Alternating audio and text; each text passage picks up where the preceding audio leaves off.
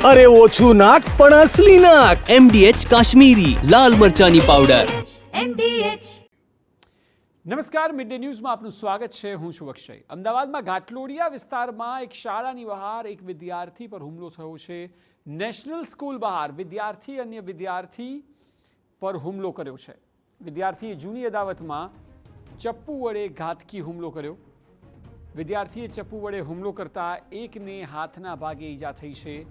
સમગ્ર મામલે વિદ્યાર્થીને પોલીસ સ્ટેશન લઈ જવામાં આવ્યો છે। આ ઘટના ઘટતા ખરેખર ચિંતાનો વિષય છે। વિદ્યાર્થીઓની વચ્ચેની મારામારી અને એ પણ એટલી કે છરી વડે હુમલો કરવામાં આવે અમદાવાદ જેવા શહેરમાં તે ખરેખર ચિંતા ઉપજાવે તેવી બાબત છે। નેશનલ હાઈસ્કૂલ પાસે આ ઘટના બની છે કે જ્યાં જૂની અદાવતમાં એક વિદ્યાર્થીએ ચાકુ વડે અને વિદ્યાર્થી પર હુમલો કર્યો અને એકને હાથના ભાગે ઈજા પહોંચી છે। સમગ્ર મામલે આરોપી વિદ્યાર્થીને પોલીસ સ્ટેશન લઈ જવામાં આવ્યો છે અને જે વિદ્યાર્થી પર હુમલો થયો છે તેને સારવાર અર્થે ખસેડાયો છે।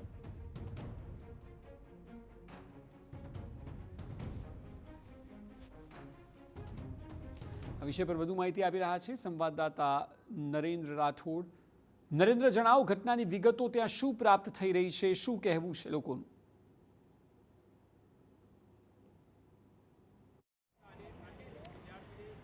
जी थोड़ा समय पहला अमदावाद में आपणे जोयुं हतुं के 7th डे वाली घटना बनी हती के ज्यां नजीवी बाबत पर एक विद्यार्थी द्वारा बीजा विद्यार्थी पर हुमलो करवामां आव्यो हतो अने त्यारबाद धोरण 9 में अभ्यास करता एक विद्यार्थीनुं मृत्यु पण थयुं हतुं अने ए ज प्रकारनी घटना फरी एकवार अमदावादमां सामे आवी छे के ज्यां काटलोडिया विस्तारमां आवेल भुयंगदेव पासेनी आ नेशनल हाईस्कूल छे अने अहींया थोड़ीवार पूर्वे बे विद्यार्थी जूथ वच्चे मारामारी थई हती अने एमां विद्यार्थी पर घातक हुमलो करवामां आव्यो हतो।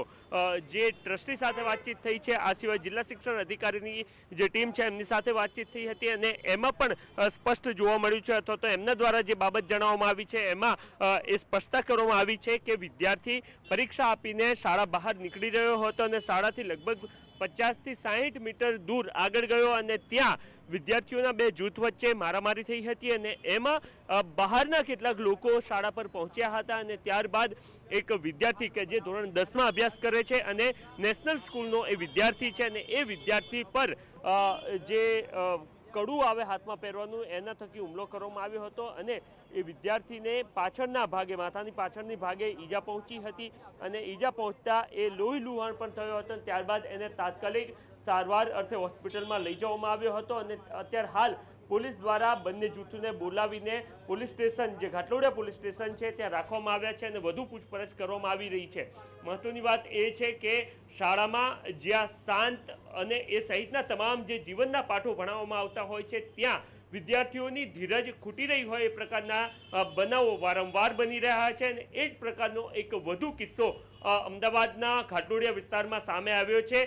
જરૂરથી ધોરણ 10ના વિદ્યાર્થીઓ છે કે એ નાનપણની જે એજ હોય છે કે જેમાં એમને બાળકો કહેવામાં આવતા હોય છે અને ત્યારબાદ ટીનેજમાં તેઓ પ્રવેશ કરી રહ્યા હોય છે એ સમયગાળા દરમિયાન એમની જે માનસિકતા છે એમાં બદલાવ થતો હોય છે અને એના જ કારણે આ જ એજના જે વિદ્યાર્થીઓ હોય છે એમાં આ પ્રકારના બનાવો ખૂબ મોટા પ્રમાણમાં સામે આવતા હોય છે। કેટલાક સાયકોલોજીસ્ટ સાથે પણ વાતચીત થઈ હતી, એમાં પણ તેઓ સ્પષ્ટ કહી રહ્યા હોય છે કે 13 થી 19 સુધીની જે એજ હોય છે એ સમયગાળા દરમિયાન એમનો જે બિહેવિયર છે એમાં બદલાવ થતો હોય છે। એના જ કારણે ક્ષણિક એટલે કે તુરંત જ આવેશમાં આવી જવું અને બિલકુલ નરેન્દ્ર, ચિંતાનો વિષય ચોક્કસ છે, પરંતુ સવાલ આ ઘટનાને લઈને એ પણ છે કે હવે પોલીસ પ્રશાસન તરફથી શું પગલાં લેવાઈ રહ્યા છે? તેઓને બોલાવવામાં આવ્યા છે ત્યાં બરાબર છે, પરંતુ કોઈ ગુનો નોંધવામાં આવ્યો હોય અથવા કાયદેસરની કાર્યવાહી હવે કઈ દિશામાં જોવા મળી શકે?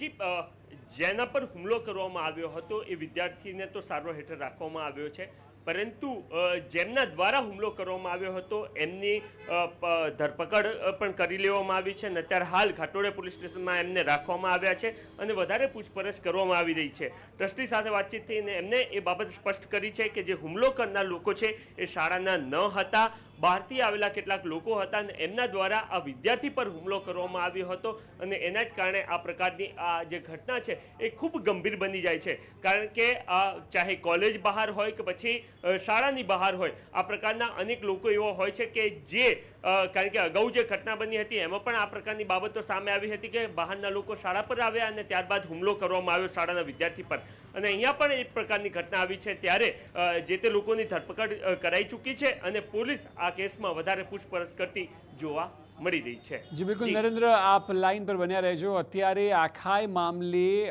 શાળાના ટ્રસ્ટીએ પણ એક નિવેદન આપ્યું છે, તેઓનું શું કહેવું છે સાંભળીએ. નેશનલ હાઈસ્કૂલના ધોરણ 10ના વિદ્યાર્થીઓ પરીક્ષા આપ્યા પછી ઘરે જઈ રહ્યા હતા ત્યારે અમારી સ્કૂલથી લગભગ 100 મીટર દૂર હરિઓમ એપાર્ટમેન્ટ પૂરું થાય ત્યાં આગળ અંદર કોઈક બાબતની અંદર ઝઘડ્યા. એમાંના કોઈક વિદ્યાર્થીએ બહારના વિદ્યાર્થીઓને બોલાવ્યા અને એક વિદ્યાર્થીના માથામાં કડું માર્યું. એમાં મામૂલી જે એને થઈ છે એ વિદ્યાર્થીને અમને ખબર પડી એટલે તાત્કાલિક અમે હોસ્પિટલમાં લઈ ગયા અને એનું ડ્રેસિંગ કરાવડાવ્યું, એને સારવાર કરાવડાવી, એના વાલીને બોલાવીને વિદ્યાર્થીને અમે સોંપી દીધો અને બંને પક્ષો ને બોલાવી અને ઠપકો આપ્યો છે. અમે શાના કારણે મગજમારી થઈ હતી એની કોઈ સ્પષ્ટતા થઈ છે ખરી? ના, એ વિદ્યાર્થીઓએ કોઈ ખુલાસો કર્યો નથી કઈ બાબતની અંદર. સામાન્ય એકબીજાને ધક્કા મૂકી કરવા બાબતમાં આ સામાન્ય ઝઘડો થયો. તો ટ્રસ્ટી કહી રહ્યા છે કે વિદ્યાર્થીને સારવાર તુરંત આપવામાં આવી, એને ઈજા પહોંચી છે, ટાંકા લેવામાં આવે, ડ્રેસિંગ કરીને ઘરે મોકલવામાં આવ્યો છે, પરંતુ કડું માથાના ભાગે વાગતા તેને ઈજા પહોંચી હતી. તે પ્રમાણે વિદ્યાર્થી જે છે શાળાનો જે ઈજાગ્રસ્ત છે તેને સત્વરે નજીકની હોસ્પિટલમાં એની સારવાર આપી અને એને રજા પણ આપવામાં આવેલી છે અને વધુમાં પોલીસે કાર્યવાહી હાથ ધરી છે, નિવેદનો પણ મેળવ્યા છે અને આગળ ઉપરની કાર્યવાહી ચાલુ છે. તો જે પ્રકારે વિદ્યાર્થીઓમાં 7 ડે સ્કૂલની ઘટના સૌ કોઈને યાદ છે અને ત્યારબાદ વિદ્યાર્થીઓમાં જે પ્રકારે આક્રોશ વધી રહ્યો છે, આપણી સાથે નરેન્દ્ર જોડાયા છે. નરેન્દ્ર, એવું ચોક્કસ લાગી રહ્યું છે કે ઓથોરિટી દ્વારા, શિક્ષણ વિભાગ દ્વારા કેટલીક બાબતોનું જ્ઞાન વિદ્યાર્થીઓને આપવું હવે સમયની માંગ થઈ ગઈ છે. એટલા માટે કારણ કે આવું પહેલાં નહોતું જોવા મળતું કે આટલી આક્રમકતા હોય, છરીઓ રાખતા હોય વિદ્યાર્થીઓ, આ પ્રકારે ગુંડાગર્દી કરતા હોય. આખરે શિક્ષણ કઈ દિશામાં જઈ રહ્યું છે?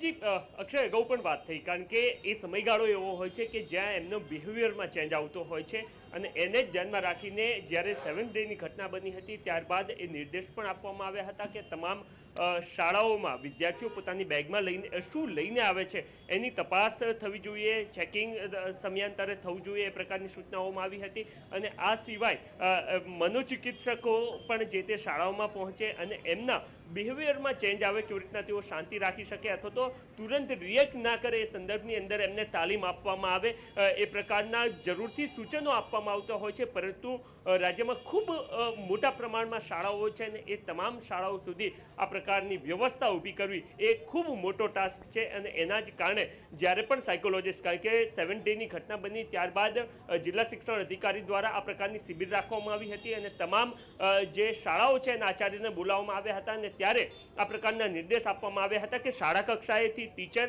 આ સંદર્ભની અંદર બાળકોને એ પ્રકારનું જ્ઞાન આપતા રહે અને વાલીઓને પણ એ દિશાની અંદર સૂચિત કરવામાં આવે. સોશિયલ મીડિયાનો ઉપયોગ આ વિદ્યાર્થીઓ ખૂબ ઓછો કરતા થાય એ પ્રકારની પણ સૂચના આપવામાં આવે અને આ બધી જ બાબતો એક સાથે બને તો જ આ પ્રકારના બિહેવિયર અથવા તો ઇન્સ્ટન્ટ તરત જ રિએક્ટ કરવાની જે વૃત્તિ હાલ બાળકોમાં પેદા થઈ રહી છે એના પર કંટ્રોલ આવી શકે. જરૂરથી આ એક ખૂબ મોટો ટાસ્ક છે, ચાહે રાજ્ય સરકાર કે પછી પ્રશાસન માટે. જી બિલકુલ નરેન્દ્ર, આભાર સમગ્ર માહિતી બદલ. MDH ચણા મસાલા, હવે છોલા હોય કે ચોળા, સફેદ ચણા હોય કે કાળા ચણા, બધું મજેદાર બનશે. MDH